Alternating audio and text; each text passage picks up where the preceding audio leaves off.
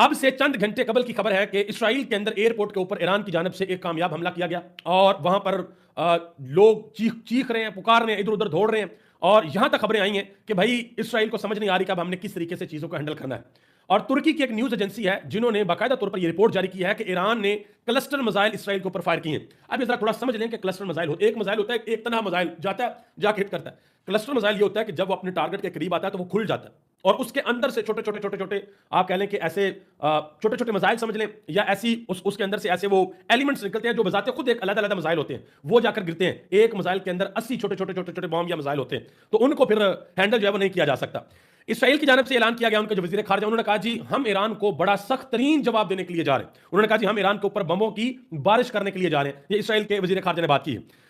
America की जो Prince सुल्तान airbase है रियाद सऊदी अरब के अंदर, वहां पे ईरानी बैलिस्टिक मिसाइलों ने दोबारा हिट किया है। अभी कल ही पाकिस्तान के जो वजीर खारजा इसहाक डार साहब वो ये कह रहे थे जी हमारी बात हुई है ईरान के साथ भी और हमारी बात हुई है सऊदी अरब के साथ भी कि वो एक दूसरे में ऐसे ना करें, लेकिन ईरान उन जगहों के ऊपर तो हिट करेगा जहां से उनके ऊपर हमले हो रहे हैं। तो जो प्रिंस सुल्तान एयरबेस है रियाज के अंदर सऊदी अरब में, वहां पर ईरानी मिसाइलों ने दोबारा हिट किया। अब जरा आगे आज एक बहुत बड़ा इंकशाफ किया है। एक भारतीय साफी थे जो कि इसराइल के अंदर मौजूद थे, वो भारत वापस पहुंचे और उन्होंने आकर एक वीडियो स्टेटमेंट दी है जिसमें उन्होंने सारी की सारी चीजें खोल कर रख दी हैं।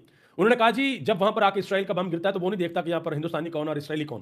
उन्होंने कहा कि 100 फीट नीचे इसराइल ने बंकर्स बनाए हुए हैं, वहां पर भी लोग जाकर हिट हुए हैं।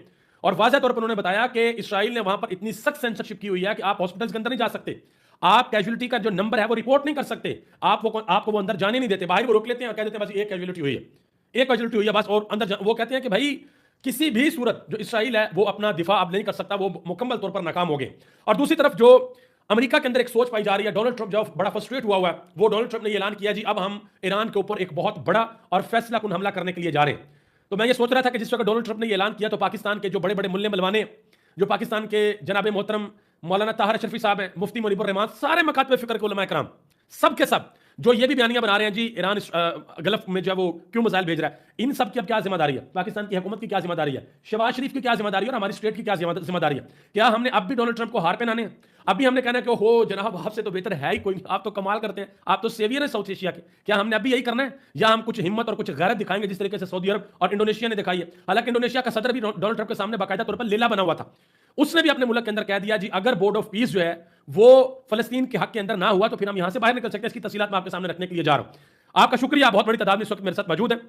आपसे मैं गुजारिश करना चाहूंगा कि आप वीडियो को लाइक जरूर कर दें और चैनल को जरूर सब्सक्राइब कर लें ताकि जो इन्फॉर्मेशन का सिलसिला है ये बर वक्त आप लोगों तक पहुंचता रहे। अब जरा आगे आ जाए, जो इंपॉर्टेंट चीज है, डोनाल्ड ट्रंप को ना अब ये जरा थोड़ी सी आप कह लें कि खारिश हो रही है, जरा तो उसको थोड़ा मसला हो रहा है कि भाई जिस तरीके से मैंने ईरान के ऊपर हमला किया मुझे वो कामयाबी मिली नहीं है जो कामयाबी मुझे मिलनी चाहिए थी, लिहाजा वो अब ये मशवरे कर रहा है कि क्या उसको ईरान